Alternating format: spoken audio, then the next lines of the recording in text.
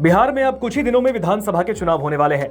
Voting के लिए भी डेट अब इलेक्शन कमीशन की ओर से अनाउंस कर दिए गए हैं। बिहार में 2 चरण में मतदान होंगे और ऐसे में बिहार में एक बड़ी खबर सामने आई है।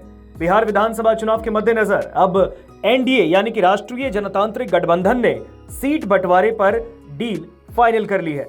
लगातार दिल्ली में पिछले कुछ दिनों से एनडीए के अहम नेताओं की बैठक हुई और इस दौरान बिहार विधानसभा चुनाव में एनडीए के जितने भी घटक दल हैं, फिर चाहे उसमें भारतीय जनता पार्टी हो, जनता दल यूनाइटेड हो, चिराग पासवान की लोक जनशक्ति पार्टी रामविलास हो, या फिर जीतन राम मांझी की हम और या उपेंद्र कुशवाहा की पार्टी, सभी के बीच सीट बंटवारों को लेकर काफी दिनों से मंथन चला।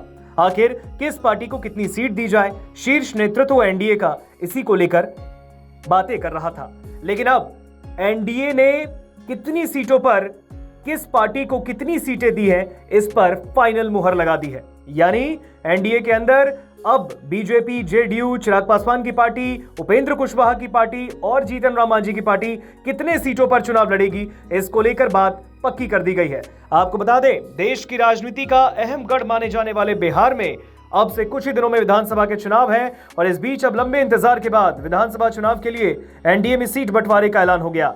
सबसे बड़ी बात इस सीट बंटवारे की ये रही कि बिहार में एनडीए गठबंधन की 2 बड़ी पार्टी यानी कि भारतीय जनता पार्टी और जनता दल यूनाइटेड इस बार 101 विधानसभा सीटों पर चुनाव लड़ेंगे। यानी बीजेपी भी 101 सीटों पर चुनाव लड़ेगी बिहार के, और जनता दल यूनाइटेड भी 101 सीटों पर ही चुनाव लड़ेंगे। यानी कि जेडीयू और बीजेपी अपने अपने कैंडिडेट 101 सीटों पर उतारेंगे। इसके साथ देखा जाए तो चिराग पासवान की लोक जनशक्ति पार्टी रामविलास को 29 सीटें दी गई हैं, उपेंद्र कुशवाहा की राष्ट्रीय लोक मोर्चा को 6 और जीतन राम मांझी की हम को 6 सीटें मिली हैं। बता दें कि एनडीए में कई राउंड की बैठकों के बाद यह फॉर्मूला निकला है। एनडीए के शीर्ष नेतृत्व की ओर से इस बात को मुहर भी लगा दी गई है।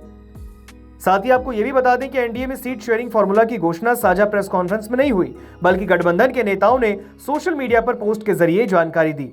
जेडीयू के कार्यकारी अध्यक्ष संजय झा, आरएलएम चीफ उपेंद्र कुशवाहा, लोक जनशक्ति पार्टी के राष्ट्रीय अध्यक्ष सह केंद्रीय मंत्री चिराग पासवान, विनोद तावड़े और बिहार बीजेपी अध्यक्ष दिलीप जायसवाल ने अपने एक्स अकाउंट पर इस बात की जानकारी साझा की है और सीटों के आंकड़े शेयर कर दिए हैं। तो आपको बता दें, बिहार में कुछ ही दिनों में विधानसभा के चुनाव होने वाले हैं और इस बीच एनडीए के भीतर सीट फॉर्मूला तय कर लिया गया है। यानी बीजेपी, जेडीयू 101 सीटों पर चुनाव लड़ेगी।